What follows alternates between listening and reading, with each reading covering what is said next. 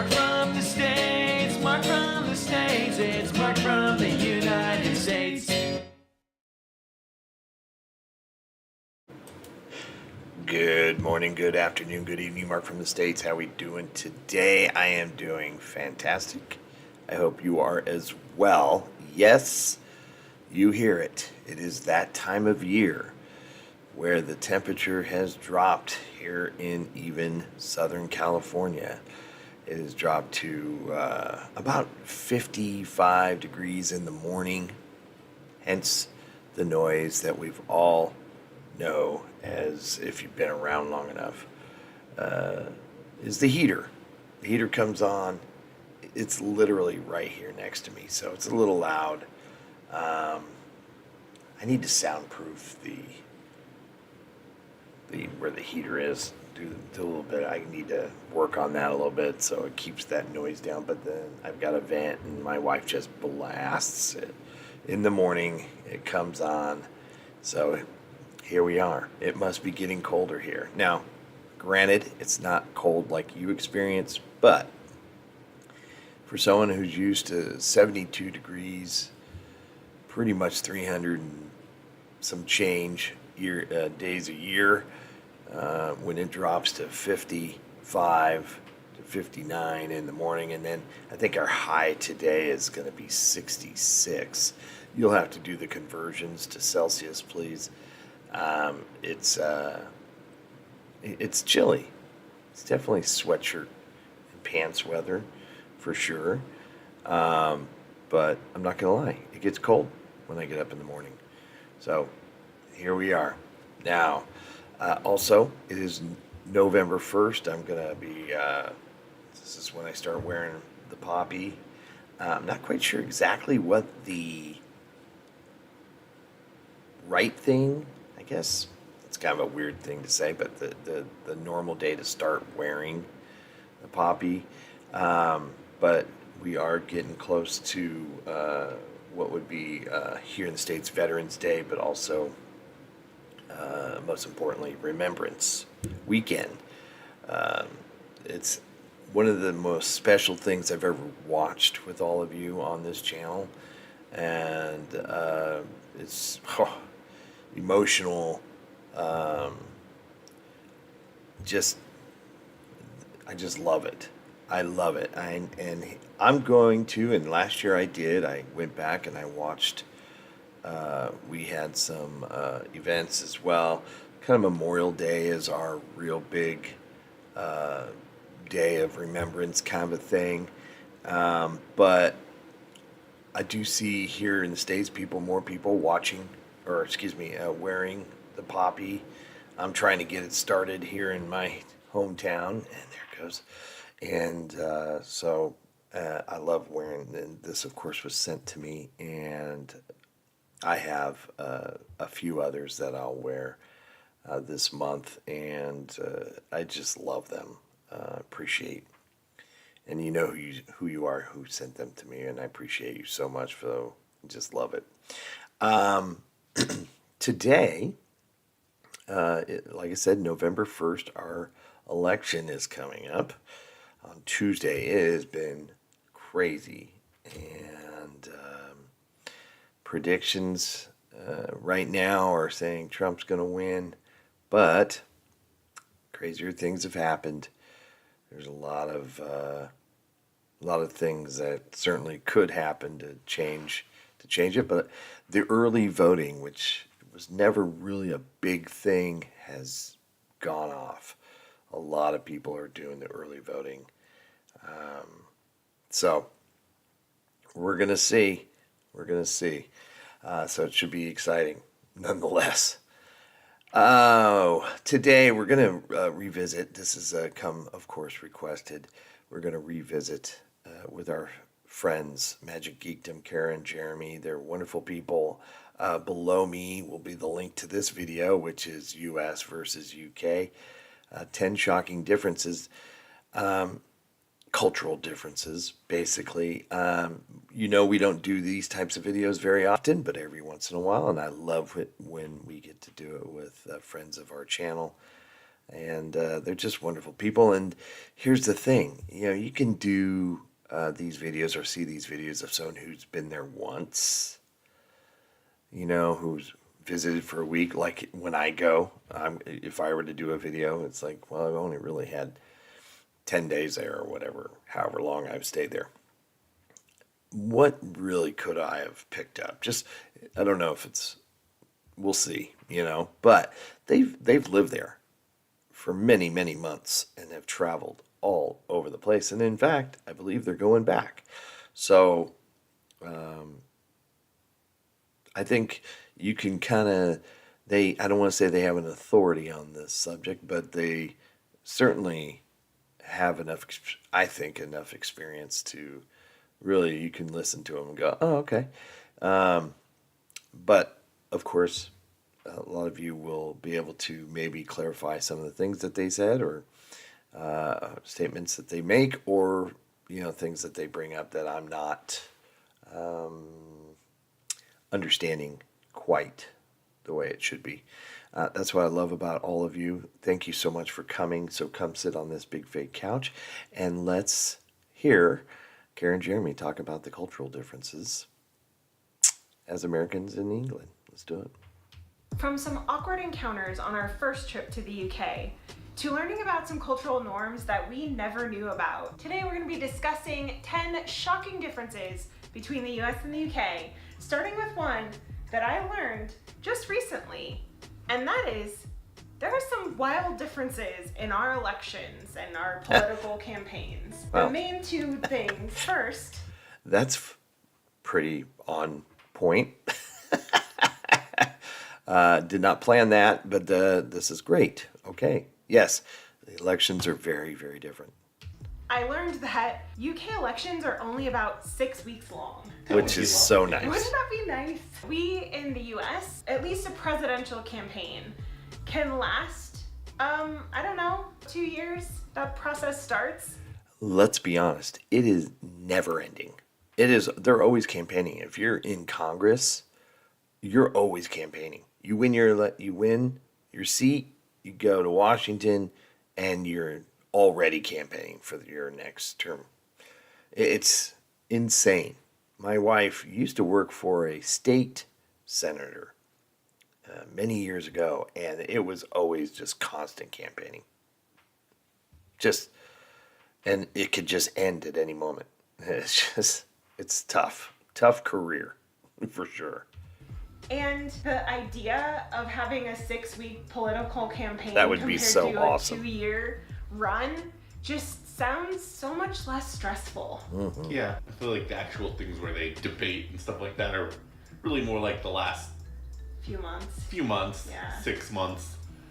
But they're out there doing other kinds of campaigning and putting ads up. Yeah, at least a year. Fundraising. Probably. Talking about fundraising, that's actually a really interesting difference that I didn't know that the US was so unique in that we have so much financial backing in our political campaigns. There is so much money in politics. In the US, we have something called a PAC, which stands for Political Action Committee, I think. There's also a Super PAC. They are basically a tax-exempt organization that is basically a way for corporations and businesses to funnel money into politics. There's basically a lot of money that gets poured into political campaigns. The example that I can think of that comes to mind is in Washington State, probably 10 years ago now, there was a bill that was voted on saying that any food in the supermarket needed to say if it had GMOs in it. PACs were able to basically kill that bill. Like, it did not pass. I remember there was all kinds of advertising at the time of how it was gonna be bad for farmers, how it was gonna raise the cost of food. And I'm not an economist, I don't know that. But there is kind of this idea that it would be nice, like, don't we have the right to know what is in our food? Yeah, the lobbyists of all these different interests can sway and funnel money, kind of like a PAC can, there's limits on individuals and corporations and what they can donate money wise, but through these groups, these PACs and other sort of lobbying firms and stuff like that, you can get so much more money funneled into one's campaign. So yeah, the money is outrageous. Robert F. Kennedy Jr., he is running on the, as I learned from all of you, and that's why you guys are such a blessing. Here in America, we have tons of, I don't want to cuss, tons of stuff in our foods that's not good for us, which, you can certainly say has added to our obesity problem, our unhealthiness, our chronic disease, so on and so forth, because of all this just stuff that's in our food that doesn't need to be in there. Kennedy has, really taken it upon himself to, I think he one of his things is that he wants to, make the food healthy again, and to say it in a very simple way, but I'm all for it. As a person who doesn't eat the best and has struggled with weight pretty much my whole adult life, I haven't really dealt with any chronic diseases, but it's certainly a problem for sure. And I like the idea of really going through it. Now, the problem is with these PACs and lobbyists, and it's going to be so hard to change anything. Just like with any topic, it's insane. But yeah, I am for cleaning up our food for sure. Yeah. So anyway, that's an example. Like, I know there are a lot of big food corporations that were behind that Thank you PAC, and for the information here. That's a case of corporate money being able to kill a bill. Yay, America!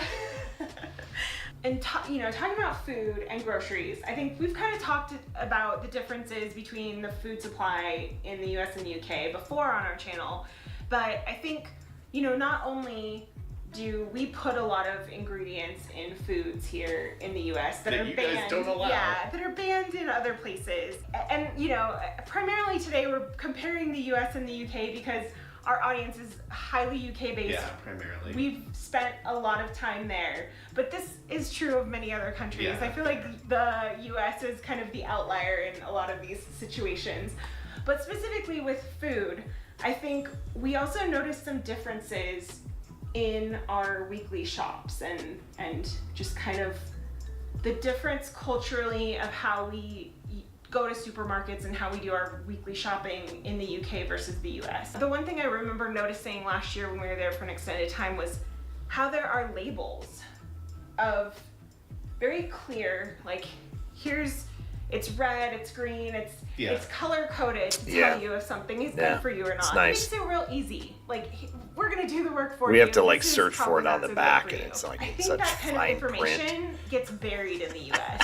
I think even aside from the actual differences in kind of how You need like a magnifying our glass to countries be able to operate read the our packaging. food supply, I think there's like a very cultural difference between how we shop, because in the US, I feel like it's so much more common to do like a big weekly shop. Or like a shop bulk and buy, shop. Stock up. Like, I think about my parents' house, and like my parents We have do that as well. a huge selection, like stockpiled of all kinds of canned foods, like boxed food. They have like an extra freezer in their garage that has all kinds of extra food in it, and I think that kind of I grew up with that as presence well. is more common in the U.S. Probably a combination of having more space to store more food, but also just we put a lot more preservatives and things in our food.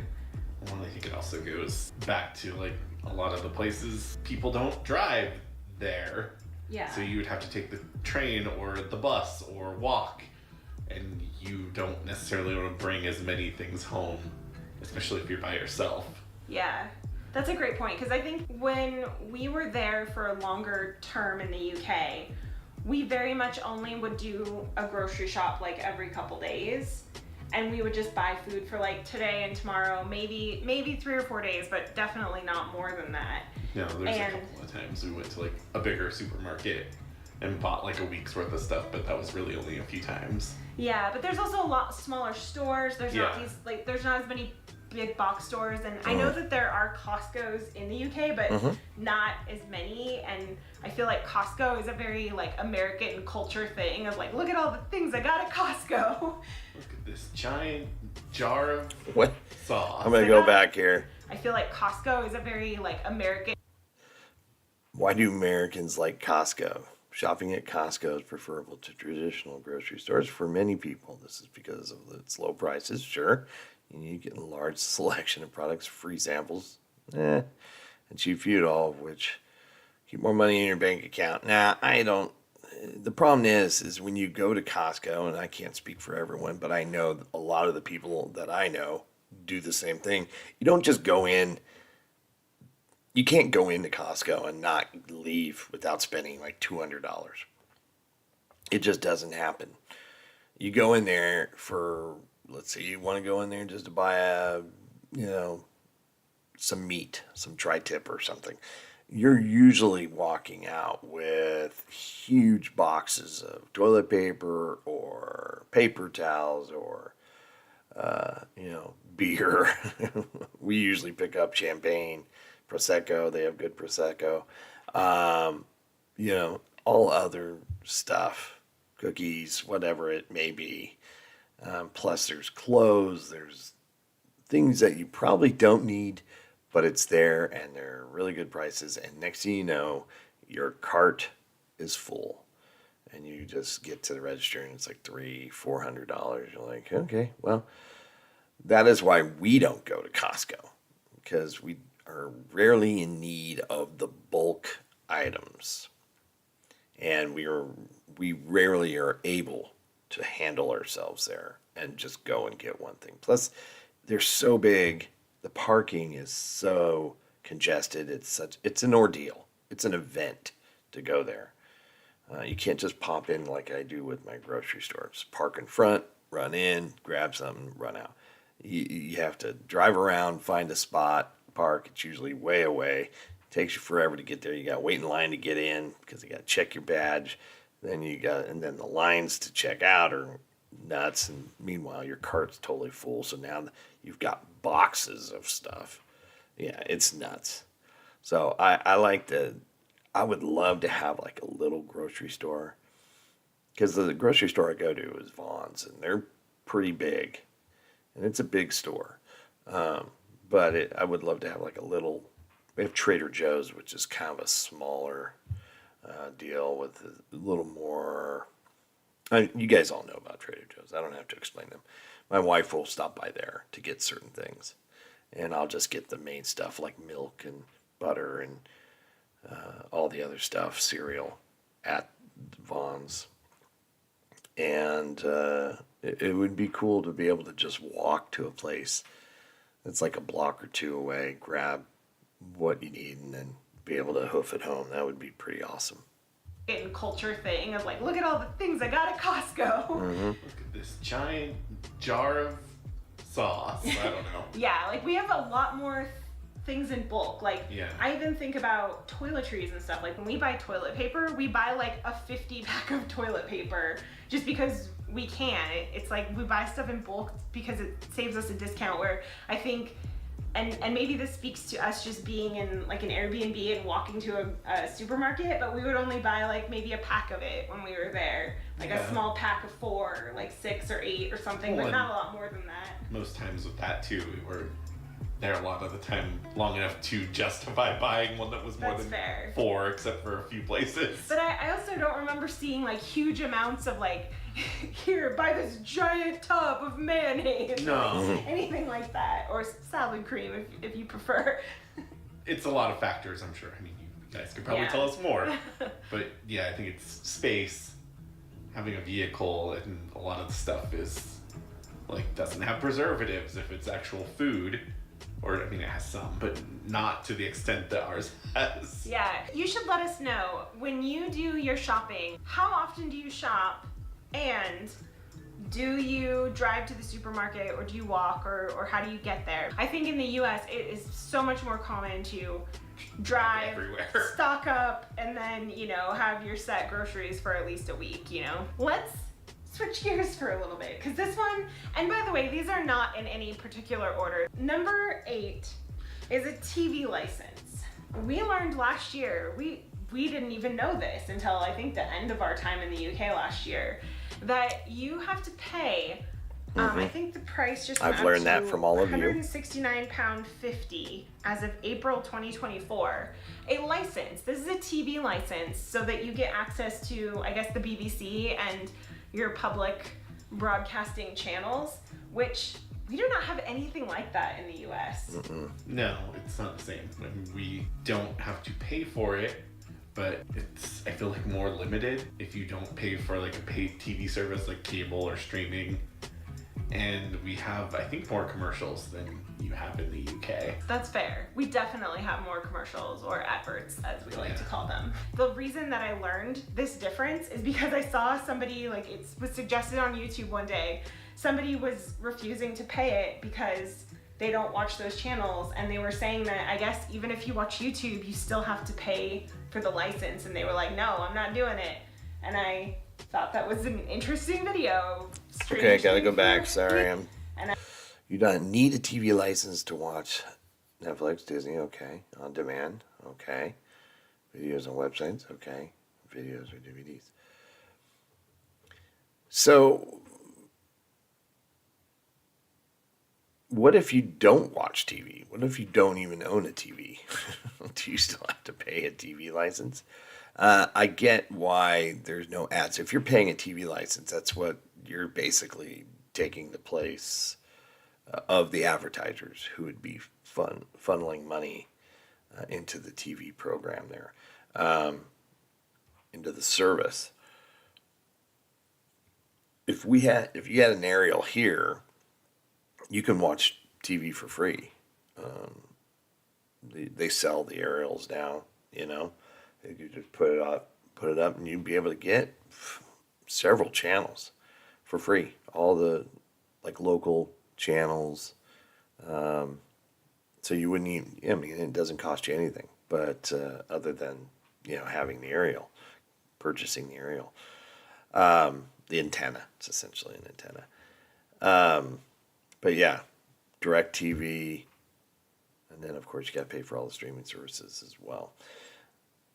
It's an interesting. I know I've heard from a lot of you. There's a lot of back and forth of some like it, some hate it, you know. But I don't remember if it's just everyone pays it, or if you don't own a TV, how do they know you don't own a TV? I don't know. Are you, you know, not having to pay? It's kind of confusing, but it isn't. It really isn't if I were to just kind of sit and think about it. I thought that was an interesting video. Strange thing for me to come across as an American. Our networks clearly operate differently. We have these huge budgets because of all the advertising and stuff and money that's in programming. They're all for-profit organizations. Yeah. They're not run by the government. Right. Yeah. I think we've known about some of the different aspects of the BBC versus some of the channels that we have in the US. I just had no idea that there was a license fee, and when I found out about it, I thought, that's kind of weird, but you're probably used to it. I just remember the first time that we went to the UK. Before you get into that, we have PBS, which comes out of our taxes. Everyone pays for PBS, which is public broadcasting service, whatever it stands for, that everyone can get. It's on every, even if you pay for cable, even if you pay for DirecTV, whatever it may be, PBS is there, and that channel is there, and it is taxpayer funded, whether we watch it or not. I don't watch it a single minute of it. And that's not true. I think Antique Roadshow was on PBS at one time. It might still be, but I literally don't really watch it. And they have news as well, and they're very left-leaning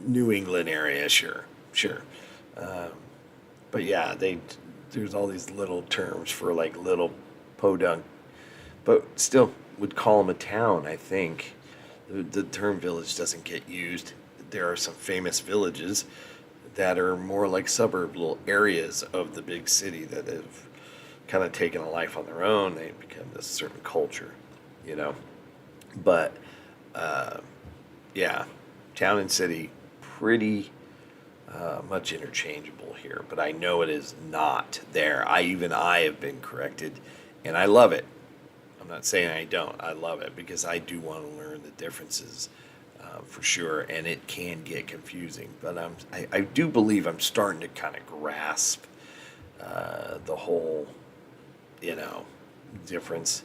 It's just one of those things. It's like, is it really important? It is certainly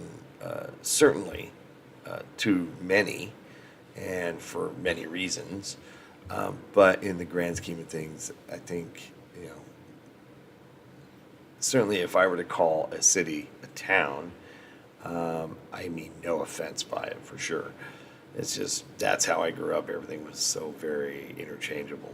Something that we've discussed before, because it was a shocking difference not going to the UK but coming back. It was kind of the reverse culture shock. I apologize for the being heater. in the UK for 6 months and then other parts of Europe for another 2.5 months, and coming back to the US and going, wow, we drive everywhere. Yeah. And there are drive-thrus everywhere.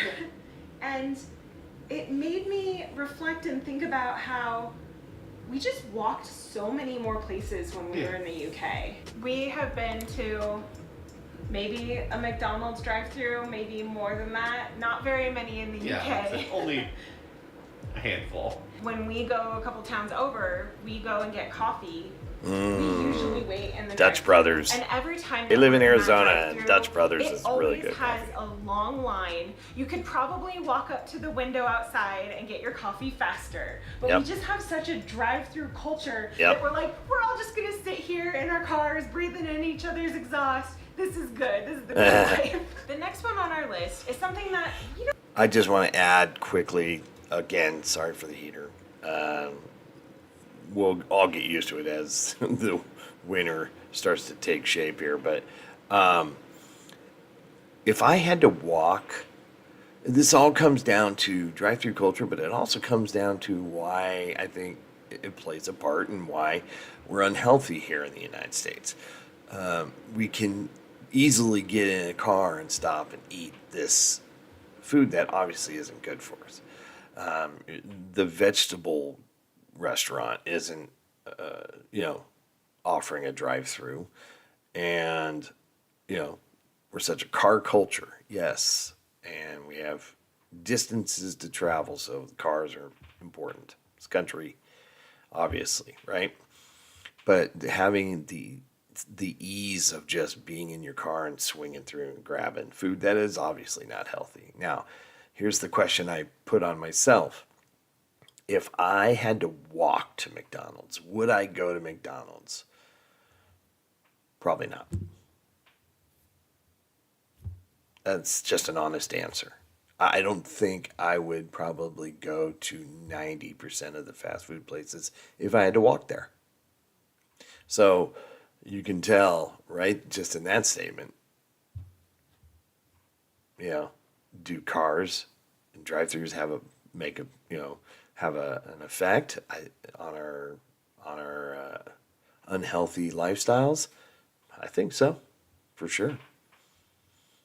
we don't really talk about too much. Well, we don't have a lot of experience. We don't with have it. a lot of experience with at least the NHS, but we have a lot of viewers bring it up because I think to a lot of people in the UK, the American healthcare system is scary, and it probably should be, because we'll kind of get into a little bit of our experience with it. For any Americans or viewers outside of the UK, the NHS is essentially the universal healthcare system of the UK. I'm sure that it's paid for with taxes. I mean, It does. You're paying for it, Yeah. but everything is covered. We've had people tell us that they go in, do whatever, and they just leave and the bill is zero. And that's pretty wild as an American. Yeah, To be it's pretty awesome. totally honest, I've spent probably more than half of my adult life without health insurance than I've had it.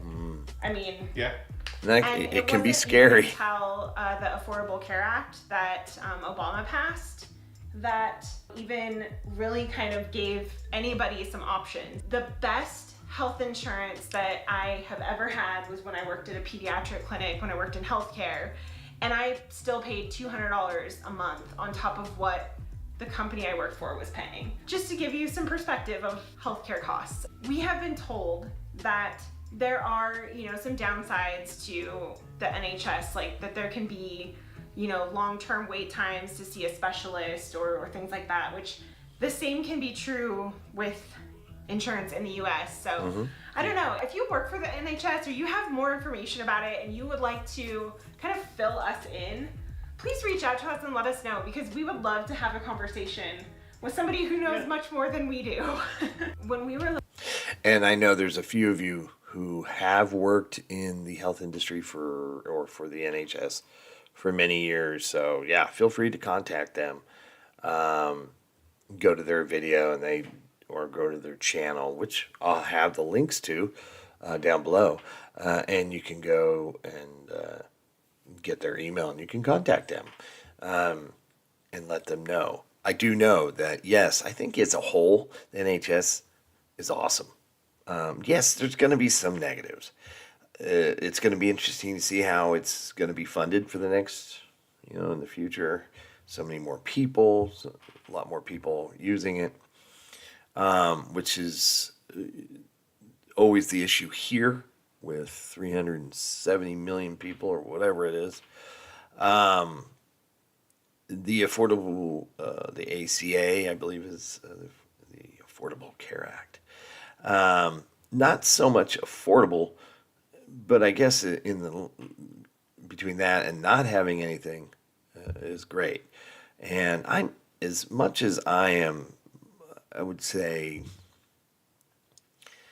I don't know. You know what? I don't really know where I stand on that. Obviously, I think everybody should be able to have health care. Obviously, and I think we should all work here in the States towards a better solution that we have.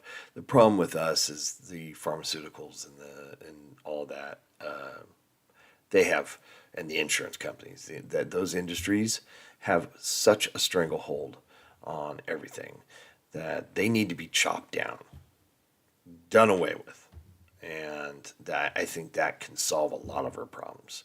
But they have so much money, they make so much money, and they can buy all this power and influence. It's awful, and our health care is wonderful. It's just all the people making so much money off of it. I think it's just disgusting. Do I think free to where you don't have to pay or it just comes out of our taxes will work? I think that ship has sailed, to be honest with you. I don't think it'll work here in the States, but it can be reasonable. Couple $100 a month, I think and you get to use whatever, right? Unless it's like elective, like I want to go get liposuction or something, or whatever it may be. I think that is doable. It's just going to take some smart people to be able to figure that out. This video is going to be really long, so I got to stop yapping. living in Florida, I broke a dish when I was doing the dishes one night and I sliced my finger open. We went to urgent care. They basically put a Band-Aid on it. Like, that's pretty much all they did. I severed the tendon. If you've seen our videos before and you've gone, why do you have a weird finger? Because we do get that comment sometimes. It's because I severed a tendon and the urgent care clinic I went to put a Band-Aid on it and charged me $500 for it. Hopefully that paints the picture of like what our healthcare system is like. It's versus essentially what is like in the just UK. it's highway Healthcare robbery. seems like a complicated topic to tackle because Yeah. it just seems like this big dark cloud looming over us here. And I'm sure that people in the UK, I'm sure that you've had experiences with the NHS that are probably less than ideal. I know some of you have. And it's maybe one of those things of like grass is always greener. Yeah. I don't know, maybe not.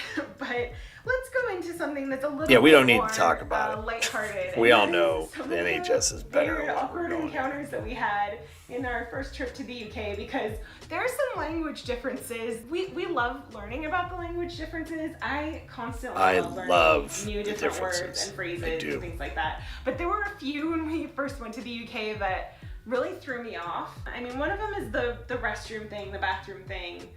Seeing toilet signs everywhere is a little bit off-putting as an American, but many of you have told us that you like to call it the loo, and I like that, so I'll use that. I mean, the toilet is what it is. That's where you're going. Yeah. It's not a, there's I don't not know a if that would bathroom bother in me. The bathroom. Fair. Another instance that happened on our first trip that kind of threw me through a loop, and actually, we would talk to our friends Sean and Caroline pretty regularly, especially in the pandemic. We were like catching up a lot with them. And every time we talked to them, they'd say, "You all right?" And I'd be like, "Yeah, everything's fine. What's going on?" You know? And it wasn't until we got to the UK. And It's we just- went to a it's like saying, "Hey, what's supermarket, up?" and the person checking our groceries said, "You all right?" And I went, "Oh, that means like, hi, how are you?" That's a greeting.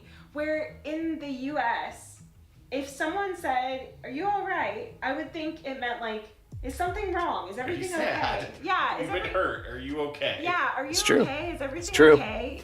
It implies like something's wrong. Every time that we talked to them and they would say that to us, I was like, yeah, gosh, do I seem like I'm depressed all the time or something? But no, it's just a greeting. I think I may have picked up on it before you. I guess you did, because I didn't notice. I was like, yeah, I'm okay. Do I seem like I'm off today? But yeah, that was a fun cultural experience of me in a supermarket going, oh. Before we went to the UK, I remember learning one of the differences in words that we use is in the UK you call it a bum bag, and we have a different Fanny name for bag. it, which I didn't learn until after we were in the UK. That Same doesn't thing. mean what it means to us. I think this is another thing I knew before you did. You knew that too? I didn't know that's why they called it a bum bag. Well, bum is your I- booty. Didn't know. Your fanny. I guess now they're called a cross. But I know bag, fanny- but I like bum fanny bags is anyways. something But I guess over in the there, UK it's a right? front bottom. I don't know. Those are the things I can think of. Can you think of? I'm sure we had more Fanny means weird something interactions on like your that end. too, where I went, oh, that's what that word means. But those are the ones that come to mind. Right. Number 3. This is one that I didn't know was unique to the US until we went to the UK and kind of experienced. Just to reiterate, I don't know if you know, bum over here usually would be referred to someone who's homeless, who's begging for money. That we would say, bum, don't be, I guess would be, but I know bum over there is your backside, and let me know if true fanny means something different. Experience talking to other people, having people tell us that we have a hustle culture. I didn't know Hustle that we have such a hustle culture. culture in the US. And Well, that we have work such a lot of work hours. oriented culture. Yeah. Apparently we do. And when I look at things like, I think I saw that the UK requires 28 days off a year minimum, I believe, which equates to like 5 weeks. In the US, we don't have It's not a standard federal one. paid amount of time off. Like, we do not have a set amount of vacation time. There are different rules and regulations depending on like the city and state that you're in. Like, for example, when I used to work in Portland, Portland had a mandatory 1 week of sick time paid off. If the business wants to, maybe 2 It weeks varies paid time on off who is you work standard, with. but that's not even standard. That's No, a lot of places you like accrue it as you're working. Yes. So you might end up after working there a year with 2 weeks because you get say 2 hours a week Yeah. that you accrue every Yeah. time you get paid. You know, realizing how different. Yeah, technically he's right there. A lot of places will do that. Like, so by the end of the year, you get 2 weeks, but it doesn't mean you have to wait till the end of the year to use those 2 weeks. If you've, it's just a lot of it is on the assumption that you're going to keep working, and so you can use, paid time. Get paid for taking off for vacation. You don't have to wait to the end of the year to have the days off paid. Does that make sense? I'm at the point now where I've been with this company a while, obviously. So I have like a month of sick time. I have, which I never use. And I also have a month of vacation time. But when I first started, generally you get 2 weeks. Most places will start you at 2 weeks, and usually stay there for a while. And over time, with raises and so on and so forth, you'll get an extra week at some point. And I'm usually at about I'm at a month, so about 30 days of vacation time, and I don't really use most of that. We don't go too many places, but it's nice to have. And certainly the sick time I'll use every once in a while. But it varies on the company. I work for a very small, we're a close-knit group, kind of like family. There's just 3 of us, so it's fluctuated. We've had as many as 15 at one time, down to just us 3 now. We've gotten it to where it's just us 3, so it's been nice. But I know a lot of people don't have that luxury, and I do know you have a lot of holiday time, which is awesome. I mean, I would not be opposed to make it mandatory here as well. That can be instituted here. I don't think would change much on the business owner side. I think you could work it. You would have to kind of schedule things, do something, maybe a little, shuffle it up a little bit to make sure you're covered, but I think it's totally doable. We are in that regard. It's kind of a bummer. Like, really? Wow. Goes back to like the server thing and tips too. That is like the tipping culture. Yeah. Because we don't have a federal minimum wage. I mean, we do. We do. It doesn't affect some people like servers. Depending on the state, yeah. Yeah, I have a always lot of states felt the hustle different. culture. Like, I kind of like the hustle culture, I think. I do too. But that when we I grew up in actually it. Think about it, and it's like, gosh, 28 days of paid time off. Like, I haven't taken a full week off of vacation in years, like literal years. Like, even when we went on a cruise, I bought the highest internet package so that I could work on the cruise. Like, that is how much of a hustle culture that we have here. And I think about, people that we know who, and especially now that you 2 can jobs. remote My friend that's getting work married from picked home up or an from additional a job cruise so ship. she could pay for her wedding and Yeah. just things like that, where it's like, you shouldn't have to do that just to, survive. I think being sort of self-employed is the same thing. You're not guaranteed any sort of vacation because you're kind of your own boss. Yep. Gosh, we could take a lesson from other countries. So I actually only added this. I would institute the nap, the mandatory nap every day. I know they do that in some countries as well. And I think if the productivity would grow if you allowed your employees to take a midday nap, that would be what I would suggest. This one to the list this morning. And that's because I saw a post on Facebook that said, yard signs. What's a yard sign that's an instant red flag? And one of the top comments on the post was, I'm British, what's a yard sign? And I went, what? Oh wait. Yeah, now that I think about it, I don't remember seeing yard signs in the UK. That's interesting. I guess it's kind of a combination of yard signs and flag culture. When we traveled throughout the UK, I remember seeing flags for Cornwall in Cornwall, Welsh flags in Wales. Sure, on buildings. Scottish flags in Scotland, some English flags in England, but not a ton of Union Jack flags. And here in the US, we love our American flags. Yes, we man. do. I'm not going to apologize for it. Everything. I got one out in front of my house. Lots of people do. But we do. I mean, you drive down the street and you see cars, vehicles Yeah. with American flag stickers. You see, Houses houses that have flags. And I guess to answer the question of what's a yard sign, I think mostly they're political. Yes. Yeah, usually it's for someone running for office. Running for office. It's just interesting because I think we learned from being in the UK and differently, but in a similar vein in Germany, like we didn't see signs like that in the UK. Yeah. And in Germany, they were only in certain spots. I have They to weren't, say, in someone's that would be yard. nice to not have They yard were signs. in, like central areas where I'm assuming there are places where you could place signs. I'd be totally okay with just removing them altogether. I mean, you know who you're going to vote for. A sign that you drive by at 35 miles an hour or 40 miles an hour that you just, with that sign, is not going to change your mind.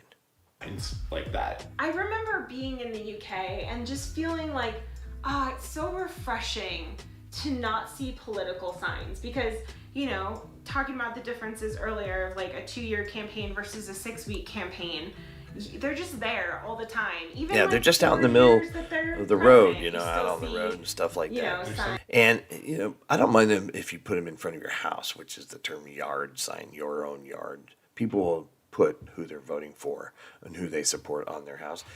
That's fine. I don't have a problem with that. But just randomly on the street, on the side of the roads, on walls and fences, people will ask the business, hey, will you allow me to put this sign here if they, support each other? If a business wants to put it up as well, that's fine. But just, you're allowed to stick these signs along the side of the road. And they're just, political time, there's just massive signs everywhere. And then they got to come. They have so much time after the election to pick them all up. And it's, those signs along the road aren't changing anybody's mind. If you're voting and you are paying attention and you know who you're voting for, seeing a sign on the road is not going to change your mind. People that leave them out. I Still. say get rid of them. Well, a presidential yard But you can sign certainly is put them in probably your the yard. most And I don't have a problem with prevalent that. thing you see. I don't. We just had personally. the local elections here, so there was a lot of mayor and things But like that. I do signs have that an were American flag up recently. painted. Some of them It's still actually are not a up. Like, flag. And It's a some painted of them fence. are like, vote no on this bill. piece of or things fence, like like that. the You gate. can see all kinds of signs, but Turned they're it sideways. typically political in nature. Painted the flag And on it. that's- Looks really cool. Yeah. Kind of That is rustic. weird. So I it's don't almost remember like seeing yard anything art. Like that. Like No. maybe occasional Union Jack flag occasionally. And probably more like localized like flags to the area that we were in. Yeah. But nothing like here in the good old USA. Nope. I think here in the US, flying an American flag is seen as patriotic, and I think in other places in the world, I feel like, like Germany and Has stuff, different that's seen as more connotations. of like an Yep. extreme thing to do. It's like a nationalist thing to do. And we all So, know this. I don't know. We've Who's right and who's we've wrong? talked about this Don't know. before. Don't know, but we do love a good American flag here. Number 1, we've made it, at least on this list, and that is drinking culture. I think most Okay. Americans Now we're know talking that there's a pub culture in Which the UK. I and absolutely probably love. a drinking culture to some extent, but I don't think until we were there that it's like just very normalized. Where I don't think that that's necessarily like it can be here, but it's just like an everyday part of life. I don't see people here going to the pub or the bar every day. But I think they're Right. a different creature. Like, you're going and having a meal and hanging out with friends at a pub. You're not necessarily doing that at a bar. A bar might not even have food. One of the differences that I noticed between the drinking culture here in the UK, and I think I even knew about it from our friends before we went, but in the US, we have a similar alcohol limit. Like, what do you call that? blood alcohol limit, Yeah, blood blood alcohol alcohol level. count. We have, I think it's 0.08% It depends on the state. in many states. Sometimes it's lower, sometimes it's like 0.05. 0.08, yeah. It's 0.05 That's how in it is here. Scotland, if I remember what I was looking up. It's very similar in what the limit is, but as Americans, it's very standard to have like 1 or 2 drinks and then, drive. Like, you go drive Yeah. somewhere. Maybe part of that's our driving culture. We can't just walk to a pub. But I think we learned from friends and people we knew, I think even before we went, that like it's really not, like you shouldn't really do it. It's frowned upon. Like you shouldn't even have a drink and then go drive. And so when we've been in the UK, I've never done that. Anytime that we've had a car, I've never drank at the same time that I'm driving. No, but like occasionally in the US, like I'll have a beer and then drive home. Yeah. Which I just would never do that in the UK, but I think it's because it's just culturally very different. Well, Yeah, it depends on the person, learned too. That the consequences are more dire in the UK. Yeah, I mean, I feel like it's just expensive here in the US. Like, Yeah, they Yeah, fine go you to a like class and crazy. spend a lot of money on your ticket and don't get pulled over again doing it. Yeah. I was reading that in the UK, you can serve up to 6 months in prison and have your license taken away for a year if you are caught above the legal limit, which Which most I just likely isn't don't- going to happen in yeah. the US. It's not worth the risk, especially with all the Damage to driving someone's services property or now. something while driving. If you just get pulled Just- over, you're probably just gonna. I admit, when we were younger, we definitely younger. We would easily we can have a couple drinks and then drive, and we still will do that. But if I were to blow, it would be below 0.08. But as we, of course, nowadays we Uber a lot, rideshare a lot, because if we know we're going in to like bar hop or whatever downtown and have fun, we're definitely planning it. And times have changed, from when we were younger. This was a good video. They touched on some things. I think they're done here. Let's go back to them. I think Being they in wanna jail finish and up pay here. some fines.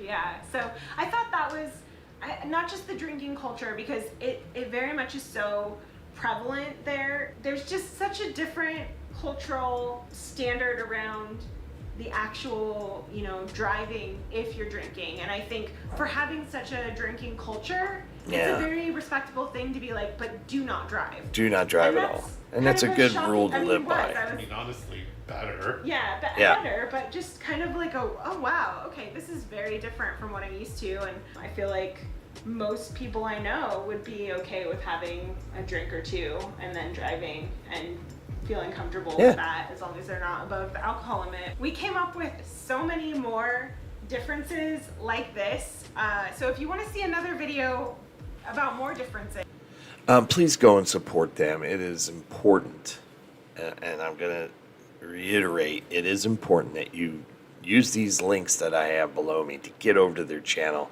and support them. They're just, I've talked to them. We've done an interview, which is also on our channel, if you care to see the interview I had with them about their experiences in the UK. They're just great people, and hopefully we'll get together down the road. I'm certainly wanting to do that, so hopefully we can get our schedules together. But we also do another channel of JJ Extra. They just visited the U.S. and they're friends with them, and they did some videos together. So I encourage you to get over to JJ Extra and see their trip to America, and they hung out with Jeremy and Kara, and they're good. Yeah, they're fun videos. But yeah, just go and support them. If you have a like and a subscribe today to give, go do it on their channel, please. Not here. If you have extras, of course, feel free to like this video as well. But I'm just happy that you're all here hanging out with me, and I love our channel. I do. Yeah, a lot of this stuff we've already talked about. Healthcare,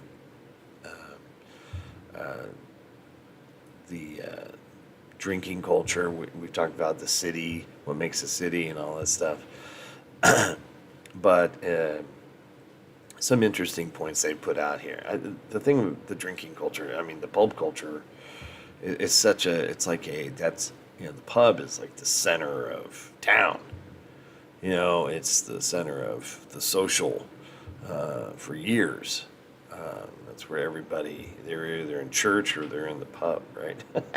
They're very similar in the way they operate, I would imagine. Here, it's not so much like that, but in smaller towns, it is. So, yeah, I don't know. I just can't wait to experience the pubs. One of the things, of course, I'm looking forward to when we get over there. But we're going to go ahead and end there. I hope everybody's happy, healthy, and safe. Thanks so much for coming and hanging out with me. Tomorrow, maybe a video in the morning. Yeah, big Halloween party I'm going to, even though Halloween was last night. But there's a big costume Halloween party we're going to tomorrow night. And Sunday, there might be something that I may do a short. Maybe. Just to kind of give you an idea of what it is. I'm not going to spoil it because we may not do it. So look for that. Have a great day, everybody. You guys are amazing. Thank you so much. Look forward to talking to all of you later. All right. Take care. Bye-bye. Mark from the States, Mark from the States, it's Mark. And he's